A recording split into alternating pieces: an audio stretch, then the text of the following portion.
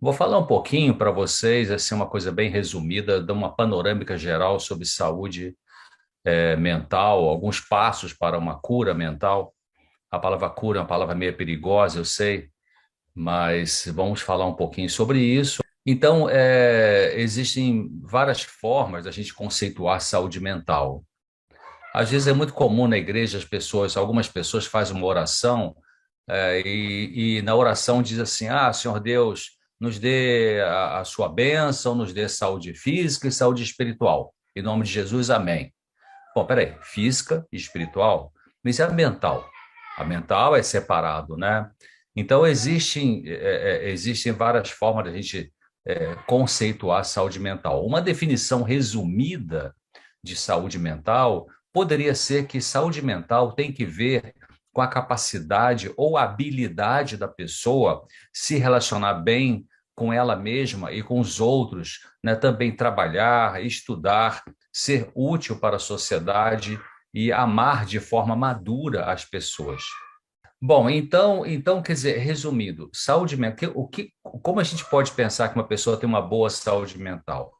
Primeiro de tudo, não tem ninguém que tem saúde mental 100%, ou seja, não existe nenhum ser humano que não tenha algum tipo de tristeza, alguns momentos, alguma angústia, alguma ansiedade.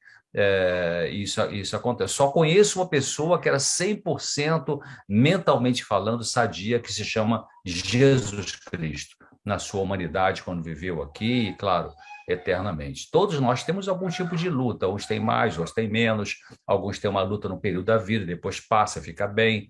Então, é importante pensar que saúde mental, então, tem a ver com a capacidade de você conseguir trabalhar, você conseguir estudar, você ser útil para a sociedade, né? Amar de uma forma madura as pessoas. Então, muitas pessoas são dependentes de medicamentos psiquiátricos, eh, tranquilizantes, antidepressivos ou indutores de sono, né? Os principais medicamentos psiquiátricos são esses, né? Os calmantes, né? Os medicamentos para depressão, aqueles que induzem o sono, os soníferos, o estabilizador de humor e outros. Então, tem pessoas que são muito dependentes de medicamentos psiquiátricos e, claro, os medicamentos eles têm seu lugar, tem seu momento no tratamento de doenças mentais, mas temos que pensar de que os medicamentos não curam a causa do sofrimento. Os medicamentos psiquiátricos, eles vão no sintoma. Então, a pessoa tem um conflito importante mental que gera uma ansiedade excessiva, então toma um tranquilizante, o tranquilizante vai abaixar a ansiedade, mas essa ansiedade está sendo produzida por alguma coisa, algum comportamento, alguma tensão em algum relacionamento, algum trauma do passado e tal. Então, essas pessoas que são dependentes de medicamentos psiquiátricos, elas podem melhorar e adquirir saúde mental se praticarem alguns passos na própria consciência dela, né? E nas atitudes dela com ela mesma e para com outras pessoas. Então, vamos pensar um pouquinho sobre isso, né? Alguém disse que depressão é excesso de passado, ansiedade é excesso de futuro e muito estresse é excesso de presente. Eu acho que existe alguma verdade nisso aí. Algumas pessoas deprimidas focalizam muito seus pensamentos conscientes e inconscientes nas perdas do passado. Então, ficam muito ligadas a esse passado. Já por outro lado, as pessoas muito ansiosas se concentram demais nos medos do futuro em geral, né, com pensamentos que comumente as pessoas muitas pessoas ansiosas, elas usam muito frase assim: ah, e se acontecer aquilo, e se acontecer aquilo outro, e se tiver bala perdida, e se o motorista do ônibus dormir, e se meu filho não me ligar, e se tal. Então ficam muito preocupados com o que vai acontecer ali na frente. Já os estressados podem estar com uma carga de atividades e responsabilidade no presente que precisa ser aliviada. Então, é importante ao que sofre mentalmente lutar contra pensamentos de tristeza, de descontentamento, de desconfiança, de ansiedade e cultivar pensamentos de esperança, de simpatia, de amor equilibrado por si mesmo e pelos outros. Olha que eu falei amor equilibrado, né? Então, é importante a pessoa que está sofrendo emocionalmente, seja crise de pânico, seja uma depressão, seja uma tristeza passageira, seja uma timidez excessiva, não se permitir ficar dependente de outra pessoa quanto à cura mental. Nenhum ser humano pode curar outro ser humano. Então, é importante não se submeter a qualquer técnica, mesmo tido como científica, se essa técnica, olha o que eu estou dizendo, se essa técnica te faz ficar submisso ao domínio de outra pessoa e instrumento passivo nas mãos dela. Então, a fonte de uma cura profunda não é um ser humano. Eu não estou dizendo que não vamos procurar um psiquiatra ou um psicólogo. Eu estou dizendo que é, você precisando procurar um profissional de saúde mental, precisa procurar sim, mas vai trabalhando com a sua cabeça, vai pensando de que aquele profissional ali não tem toda a solução para você, né? Muitas vezes no meu consultório, eu parei de atender consultas desde janeiro de 2019, trabalhei 40 anos em consultório, mas parei para me dedicar a, como essa situação agora, né? Uma live, palestra, rádio, TV, jornal, revista. Eu escrevo para a revista Vida e Saúde já há muitos anos, no jornal da minha cidade natural, que é Nova Friburgo, na região serrana. Eu tenho ali uma coluna toda quinta-feira no jornal de maior circulação, já também mais de 30 anos. Então, apresento o programa na TV Novo Tempo, na Rádio Novo Tempo.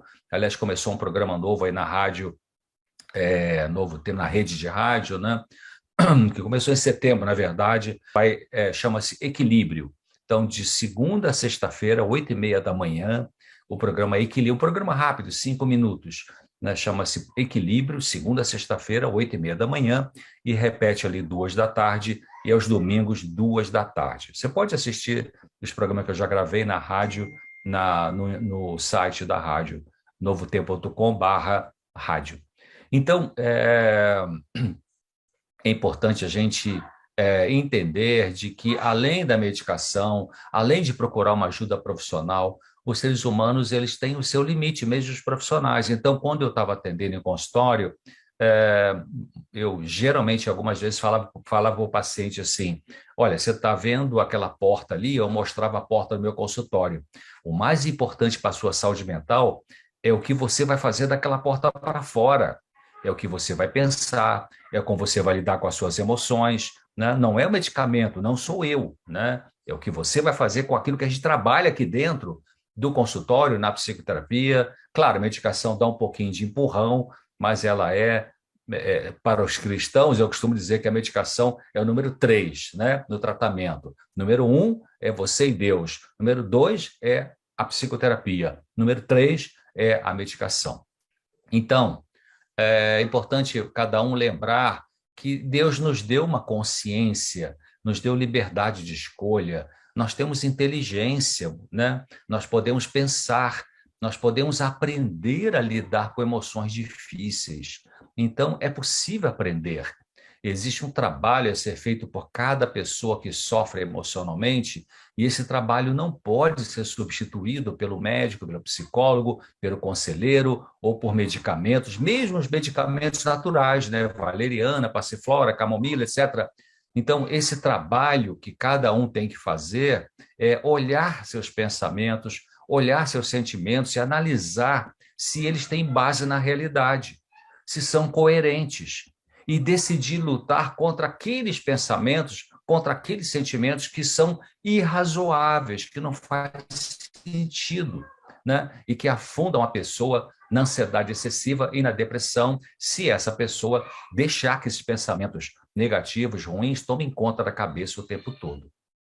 Então, liberdade benéfica em saúde mental não é pensar, sentir e fazer o que você quer, mas é pensar, sentir e fazer o que produz bem-estar, o que produz serenidade, o que leva a uma vitória sobre o estado depressivo, né, o enfrentamento de compulsões e uma redução da ansiedade alta ou exagerada.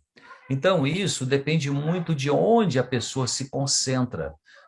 A saúde mental depende muito do que a pessoa mais pensa, depende das escolhas que ela faz, né? Então, tem pessoas que têm muitos pensamentos trágicos, né? Isso é típico de pessoas com crise de pânico. Pessoas com crise de pânico, elas geralmente tem muito pensamento de, ai, meu coração vai parar, ai, eu vou ter um infarto, ai, não vou conseguir respirar, ai, não vou... Então, qualquer sintomazinho do seu corpo, a gente pode voltar a falar disso depois, as pessoas que têm tendência à crise de pânico, qualquer sinal normal do seu corpo, sei lá, o coração acelerou um pouquinho, você deu uma corrida, né? Ou deu uma dorzinha na barriga, ai meu Deus, será que é um câncer? Ai meu Deus, será que eu vou infartar? Então, uma tendência de pensar de uma forma muito trágica. Isso, então, essa maneira de pensar trágica tem que ser trabalhada, tem que ser eliminada, tem que ser corrigida, senão o medicamento não vai conseguir mudar isso aí.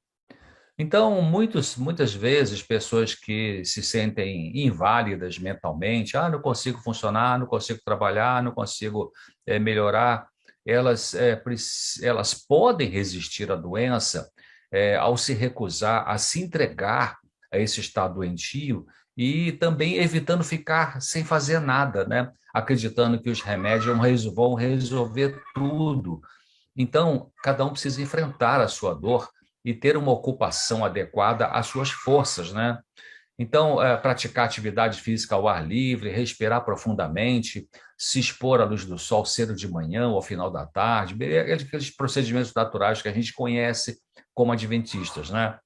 Beber água pura ao longo do dia, evitar bebidas alcoólicas, usar uma alimentação mais próxima possível do vegetarianismo, tudo isso ajuda o corpo e o cérebro a funcionar melhor, a funcionarem melhor. Então, se a pessoa está sofrendo emocionalmente, eu não estou falando de coisa grave, né? Uma esquizofrenia, um surto maníaco da doença bipolar, eu estou falando das coisas mais amenas que as pessoas podem sofrer, né? Então é importante ela tomar uma atitude de fazer alguma coisa na vida que contribua para aliviar o sofrimento de outra pessoa, ao invés, né, em vez de ficar ociosa, trabalhando egoisticamente, que alguns, né, para o acúmulo de bens materiais. Então é importante não perder o tempo precioso com diversões fúteis, né? Também isso ajuda a saúde mental. Você tem uma coisa, tá, vai ter uma diversão, mas uma coisa mais produtiva, vamos dizer assim, uma coisa mais positiva. Quando acontecer alguma provação muito difícil na sua vida, em vez de ficar lamentando, praguejando e se amargurando, o melhor a ser feito em vez de se perguntar por que isso comigo, a pergunta melhor é o que eu posso aprender com isso? O que essa situação dolorosa está querendo me ensinar, né? A gente tem que abrir a mente para pensar nessas coisas. Então, é preciso realmente um esforço para mudar a corrente dos pensamentos de tristeza, de ansiedade, de preocupações excessivas. Mas é possível mudar.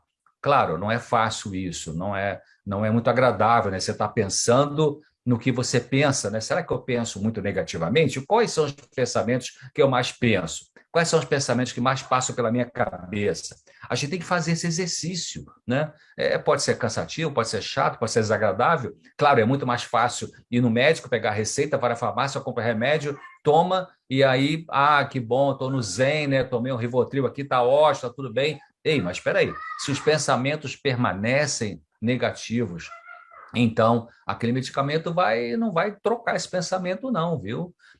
Nenhum medicamento consegue fazer isso no lugar da pessoa, que ela tem que fazer para poder avaliar quais são os tipos de pensamento que mais tem, quais são as emoções que ela mais permite que aconteça na vida dela, para ver o que é positivo, o que não é, o que deve ser mudado, o que não deve ser mudado. Então, muito da felicidade, muito da recuperação emocional, muito do tratamento, muito da cura, eu estou usando palavras diferentes para a mesma coisa, quer dizer, muito do bem-estar mental de uma pessoa depende de fixar a mente em coisas animadoras, resistindo aos pensamentos trágicos, pessimistas, que levam à tristeza e ansiedade, né? Então, a pessoa pode, assim, eu ensino as pessoas, olha quanta coisa boa aconteceu na sua vida. Seja grato por isso e fale de gratidão. Claro, durante um tratamento psicoterápico, tem momentos para a pessoa desabafar, para ela chorar, para ela expressar sua raiva, raiva da vida, raiva de Deus, raiva de quem está machucando, enfim. Então, a gente vai acolher essa pessoa, deixar ela falar, deixar desabafar, mas tem momentos que ela vai precisar interromper isso, porque já desabafou, já chorou o suficiente, já extravasou tudo, então agora vamos mudar a maneira de lidar com essa dor, né? Talvez vai ser necessário alguns meses treinando, parar com pensamentos ansiosos, com pensamentos pessimistas ou depressivos e cultivar esperança, gratidão, bondade, que ajuda, né, a recuperar a saúde da mente quando você cultiva esse tipo de pensamento. Então, pode ser mais demorado para algumas pessoas, menos para outras, porque tem pessoas mais decididas, né? Quando a gente recebe no consultório, a gente pode receber duas pessoas com depressão no consultório. Uma vem ao consultório com depressão e diz: ah, não consigo nada, não vou conseguir melhorar, Deus me abandonou, a vida não faz sentido e tal, e ela não está muito pronta para poder sair desse quadro, né? E outra vem com depressão também e fala assim: olha, eu estou sofrendo, estou com tristeza, está muito ruim, sofri uma perda, mas eu sei que Deus vai me ajudar, eu estou disposta a fazer o que é possível para receber ajuda e sair desse sofrimento, né? A mesma doença, mas com duas mentalidades diferentes. Então, a gente não apaga em poucas semanas, em poucos meses, as consequências de anos de tendência negativa de pensar e de sentir. Muitas vezes a pessoa vem ao consultório e ela já está há 15 anos só com uma tendência muito trágica de pensar, muito ansiosa de pensar, de viver, e ela quer, às vezes, resolver isso em um mês, em 3 consultas ou com 2 remédios, e aí não é assim, né? É, Claro, pode ter recaída, pois depressão é um tipo de sofrimento mental que tem recaída, mas a pessoa pode levantar e recomeçar com aquilo que ela já aprendeu, que sabe que a ajuda. Então, é importante acreditar na mudança que pode acontecer na mente da pessoa quando ela se dispõe realmente a trabalhar de maneira adequada para vencer o seu sofrimento mental. Se a pessoa realmente quer melhorar, ela vai melhorar ao praticar essas coisas que eu estou falando e outras que a gente vai falar um pouquinho mais aqui em seguida.